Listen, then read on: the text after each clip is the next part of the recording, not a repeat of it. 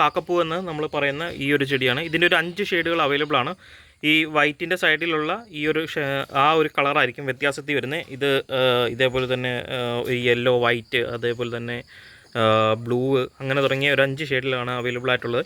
ഇത് പ്രധാനമായും സീഡ് ഇട്ടാണ് കിളിപ്പിച്ചെടുക്കുന്നത്. ഇതാണ് അതിൻ്റെ സീഡും കാര്യങ്ങളെന്ന് പറയുന്നത്. ഫ്ലവർ അതിന് ശേഷം അത് സീഡ് ഇതുപോലെ സീഡാവുകയും നല്ല ചെറിയ തരി പോലത്തെ സീഡുകളാണ്. അത്തരം സീഡുകൾ ഇട്ട് നമുക്ക് ജെർമിനേറ്റ് ചെയ്തെടുക്കാൻ പറ്റുന്നതാണ്. നമ്മൾ ജെർമിനേറ്റ് ചെയ്തില്ലെങ്കിലും കഷ്ടപ്പാടൊന്നുമില്ല ഇത് കിളുത്ത് വരാൻ വേണ്ടി.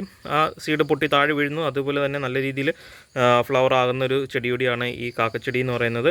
ഇത് നമുക്ക് കൂട്ടമായിട്ടോ ഒരു സൈഡ് ഹൈലൈറ്റ് ചെയ്തിട്ടോ അല്ലെങ്കിൽ നമുക്ക് ഒരു വരമ്പൊക്കെ തീർക്കുന്ന രീതിയിലോ അല്ലെങ്കിൽ ഒരു ചെടിച്ചട്ടിയിൽ ഹൈലൈറ്റ് ചെയ്തിട്ടോ നമുക്ക് ഹാങ്ങിങ് ആയിട്ടോ ഈ ചെടി നമുക്ക് നല്ല രീതിയിൽ വളർത്തിയെടുക്കാൻ സാധിക്കുന്നുണ്ട്. ഇതിന് പ്രത്യേകിച്ച് അങ്ങനെ രോഗബാധ അങ്ങനത്തെ പ്രശ്നങ്ങളൊന്നും വരാറില്ല. ഓവർ വെള്ളം വീണ് കെട്ടിക്കിടന്ന് അഴുക്കാകരുതെന്ന് മാത്രമേ ചെടിക്കുള്ളൂ. അല്ലാതെ വെയിലുണ്ടെങ്കിലും ചെടി വളരുന്നുണ്ട്. വെയിൽ കുറവുള്ള സ്ഥലത്തും നല്ല രീതിയിൽ വളരുന്നുണ്ട്. വെള്ളവും വളവും അങ്ങനത്തെ യാതൊന്നും വലിയ പ്രശ്നമില്ല. ഓവർ വെയിൽ നിൽക്കുന്ന ചെടിക്ക് വെള്ളം കൊടുക്കാൻ കൂടി ശ്രദ്ധിച്ചാൽ മാത്രം മതി. വളരെ പെട്ടെന്ന് തന്നെ ഫ്ലവർ ആകുന്ന ഒരു ചെടി കൂടിയാണ്. ഒത്തിരി മെച്ചുവർ ആകുന്നതിനൊക്കെ അല്ലെങ്കിൽ ഒത്തിരി വലുതൊക്കെ ആകുന്നതിന് മുമ്പ് തന്നെ ഈ ചെടി നല്ല രീതിയിൽ ഫ്ലവറായി കാണിക്കുന്നുണ്ട്.